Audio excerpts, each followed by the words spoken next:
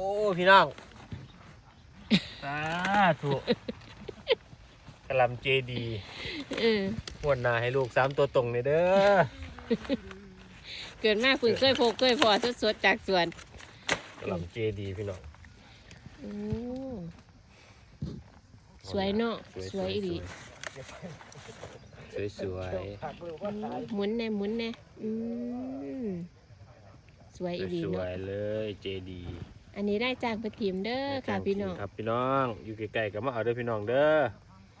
จะมาจักสิเหลือดูบ่ล่ะมาไว้หลายอยู่เจดีแต่บ่รู้ว่านี่เพิ่นทีมทั้งสวนก็หาเอาแล้วพี่น้องทำละมืดละมันมีหลายอย่างมีบรอกโคลีมีกะหล่ำดอกแล้วก็เจดีค่ะสิพ่อได้อยู่หลายอยู่กะหล่ำเจดีสิพ่อได้อยู่พี่น้องมันหลายอยู่แต่ว่ามันก็สิอันนี้แน่เพราะว่า